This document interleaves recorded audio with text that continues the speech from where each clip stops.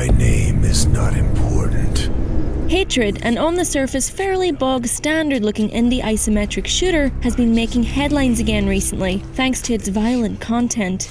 Sure, plenty of games are violent, and yeah, lots of those games depict acts arguably more violent than those we've so far seen carried out in Hatred's brief, but sadly memorable trailer. So why has Hatred provoked not only more than its fair share of criticism, but now also landed a rare adults-only rating from the American ratings board, the ESRB? Not many games have garnered that rating to date, and most of those that have were quick to modify their content to be granted the more lenient M rating, like GTA San Andreas and Quantic Dreams Fahrenheit.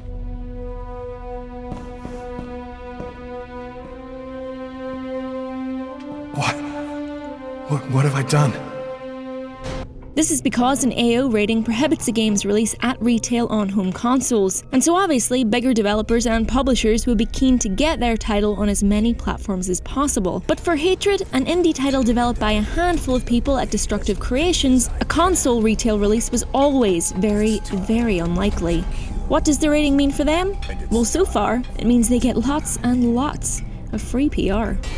Hatred's entire publicity campaign has so far thrived on negative media exposure, not least when Valve's Gabe Newell apologised for the game being taken out of Steam Greenlight and reinstated it approximately 24 hours after it was pulled.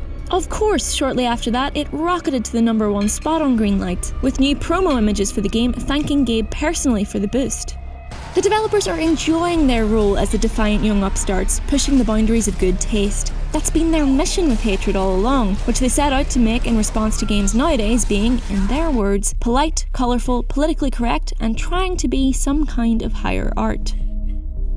With that in mind, it's no surprise that when Hatred's developer posted the news that the game had achieved an AO rating on its official forums, many of the messages in response were of congratulations. The accompanying news stories just added to their infamy, and are basically doing exactly the same job as that disembodied zombie torso did for the otherwise forgettable Dead Island Riptide. The game doesn't need to release on consoles or on Steam. It can be released as a direct download from the developer's site, if they so choose.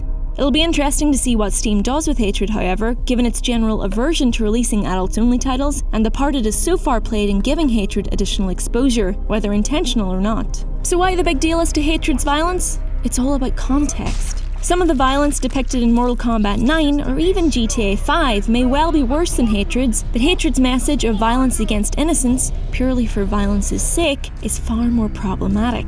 Which is why it's been lumped in with other adults-only rated games, like the unreleased beat-em-up Thrill Kill that attempted to up the gore as a means of riding on the success of games like Mortal Kombat, and Seduce Me, a so-called erotic strategy where women are treated like Rubik's Cubes which a certain number of correct moves will unlock.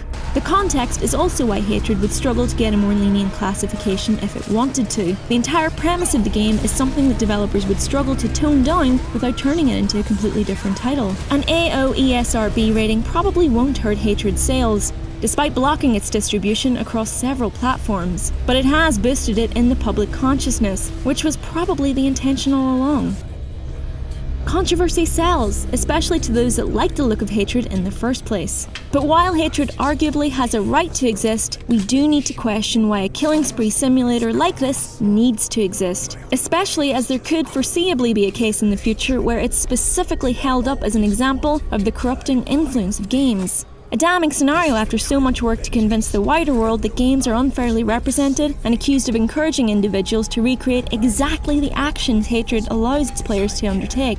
In the meantime, Hatred will, in all likelihood, continue to spread. And it's time for me to die.